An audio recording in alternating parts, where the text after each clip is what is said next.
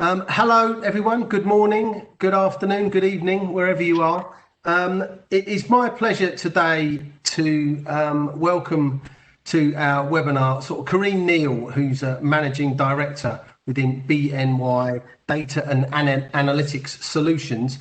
Corinne's going to be talking to us today about BNY Mellon's ESG Data Analytics application.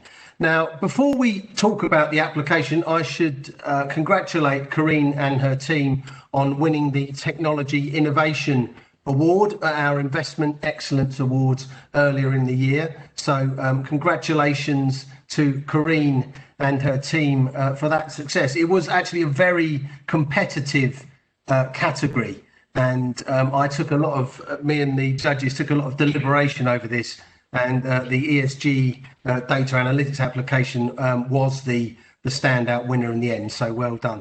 So with that in mind, Corinne, I mean, could you tell us a bit about the application, sort of how it helps investors, how it helps your clients, and sort of what's the genesis of the application? Sort of what brought you to introduce this application? Yes. Okay. So first of all, thank you so much for the opportunity. Luke, it's very appreciated. So, well, we're very, very client driven, and it's in discussions with asset owners and asset managers around the globe at the end of last year that we realized that there was a crying ask for helping them grow sustainability investments, and that both asset owners and asset managers felt very constrained. So in discussions with them, they basically were telling us that because there is no global standard for what sustainability really is, there's no global standard on the data that issuers should be publishing, there's no global standard on solution labeling, it made it very difficult for them to navigate and to grow investments and to figure out whether they had done the right thing. And it was both on the sides of asset owners and asset managers. So I know sustainability is growing really fast, but in reality, compared to the mass of investments that are available, this is what is currently considered to be sustainable is relatively small. And hence there was a crying need for helping asset owners and asset managers with bypassing those constraints. So the focus of the application is actually on creating clarity on investors' ESG expectation. It was built from hundreds of discussions with clients, recognizing that not everyone is on the same page with the same objective, moving at the same pace in the field of sustainability. And that was very, very clear. Regionally, it was very clear from all of our clients who had conducted surveys with their beneficiary, their retail clients or their pensioners.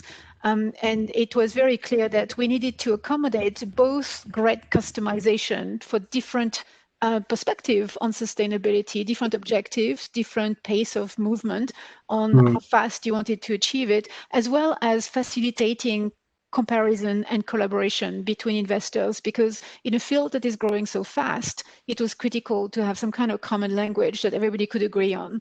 So basically, the application was built for three purposes: to first help investors define their ESG expectation, and do this very innovatively from a completely data neutral place. We didn't want to bias the process by forcing certain sources of data. Secondly, the application aligns ESG expectations of investors to asset managers' solutions.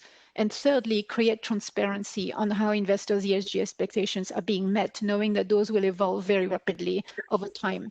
So this is fundamentally a gigantic data management problem, with the added twist that the input into this should be left entirely to the investors. You cannot influence them. They need to decide for themselves with some guidance, but they need to decide for themselves what is the right data to consider.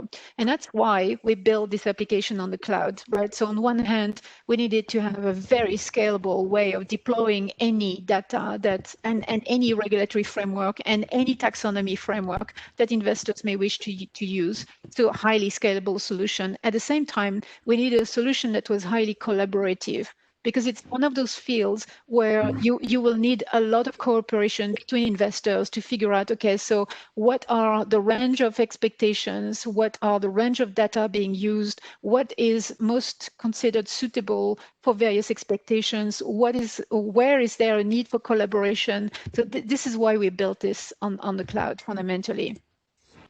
So thank you for that, Corinne. So as you say, different clients and different types of asset owners and managers are moving at different speeds on ESG. So would a client need to have a sophisticated understanding of ESG principles and ESG investments to use the application? No, not at all. And the idea is to make it very easy for users. So we have actually a wide range of clients using the applications. We have asset managers who need to very rapidly deploy infrastructure to accommodate a growing number of sources of data and type of data, right? So it's not just ESG, it's outcome, it's impact, it's engagement, it's proxy voting, it's everything related to, what will make sustainability succeed. So they need a lot of help. On the other side, you have asset owners, both for those who manage their own funds, who look like asset managers, and those who don't, who outsource. And those who don't belong to a number of buckets themselves. There are those that have been doing this for a long time. You know who they are. They are on all of the great public initiatives. They are speaking about it. There is also a category who that is very interested in sustainability but doesn't know where to start. And that's a very large bucket. It's probably half of all asset owners that we can see or we have access to within BNY Mellon. And those need a lot of help. They need a lot of help because they're interested in ESG. They're not quite sure whether it's a risk focus, a performance focus, both of it. They usually have a combination of requirements in terms of what they want to achieve, and they need help as to figure out where do I start. And so as a result of that, we need to make the application really easy to use. And we have users who will use the application and saying, I don't really know what part of sustainability is for me. So I will follow the guidance of a taxonomy, the EU taxonomy, the SASB, the United Nations SDG, pick the SDG that you're interested in. Or we have asset owners who said anything green, anything that is E focused is for me. But we also have asset owners who are very specific. They said to align to my mission statement, I need to focus on the following themes. And those themes may focus on things that are important to their beneficiaries, right? So if you have a large sovereign funds who happen to be in a country located by the sea, then obviously sea level rising is going to be of interest to beneficiaries, and that's something they're going to watch. You have, some entities that are more human rights focused than others. And so as a result of that, it may be something that's critically important to you. You may be in a country where there are social issues that need to be tackled, and hence this is a key priority. So typically our asset owners need help, but they also will focus on what is core to their mission. So we have a range of clients at different part of the spectrum in terms of their progress with ESG, and we need to support all of them. We need to have a framework that accommodates very simple clients who want to follow an acceptable taxonomy, and we need to have the ability for clients to bring their own data, define their objectives, and pick and choose across the various data sources what is relevant to their expectations. So we need to support all of them because we expect that space is going to grow very, very fast. It's going to grow fast under pressure from board, from regulators, from millennials who want to see more progress being made. So there's going to be a lot of work done in 2021. And as a result of that, we need to help people move fast. Yes. Well, I think you've partly answered my next question, which is, so why did you decide to launch the application at the time you did? Why is now the right time to be kind of rolling this out and delivering it to clients? So as I said, everything we do is very client driven, and it's through discussions with clients that we realized that there was demand around this. This is basically our clients were telling us, you need to help me grow. How do I grow? And sustainability was one of those growth areas. So it came from a desire to identify a segment in the asset management space where there was opportunity for growth. And that was there was interest there, both because of the general society trends, also because a lot of people were aware, had read books, had seen the same movies on environmental issues. So there were seeds that had already been planted on showing interest in that particular space. And that was a growth area because it is intuitively making sense that if you focus on investments that everybody's interested in, because everybody's looking at sustainability, those investments are more likely to have higher returns. So this is where the interest came from. But as I said, or both asset owners and asset managers were saying, we see great potential, but we see gigantic constraints because of that lack of standards. You have to help us remove those constraints.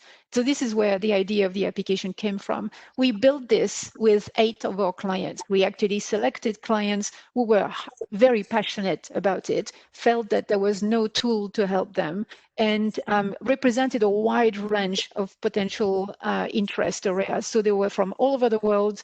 There were different types of asset managers, different types of asset owners who pulled together their heads as to how do we resolve this issue. And we served as the global navigator across all of those clients to enable all of those ideas as to how do we help the market grow. So this is how we build the application. The fact that COVID happened within 2 months of us starting the development with clients was a catalyst. The sustainability application would still have been successful because of demand, because of the trends in the markets that had been there for a long time.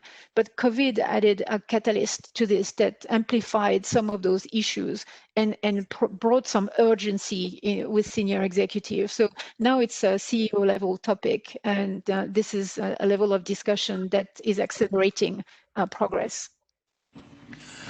How can asset owners and asset managers who might be interested in using the app, how easy is it for them to access the app and to start using its services?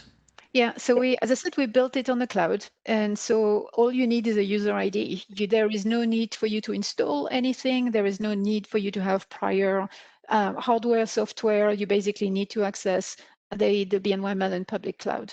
And with a user ID, you can immediately access the app. You can upload the data that you're interested in. We actually have data that is provided by a number of suppliers to help orient initial users who may need a little bit of guidance.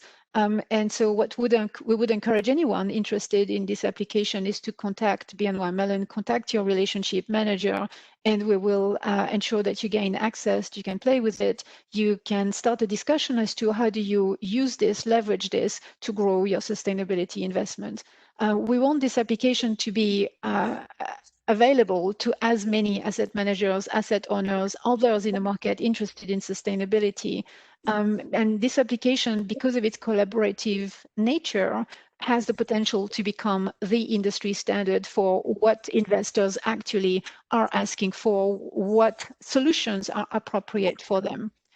We can get clients up running very fast. As I say, all it takes is a user ID, and I would encourage everyone to contact their relationship manager at BNY Mellon.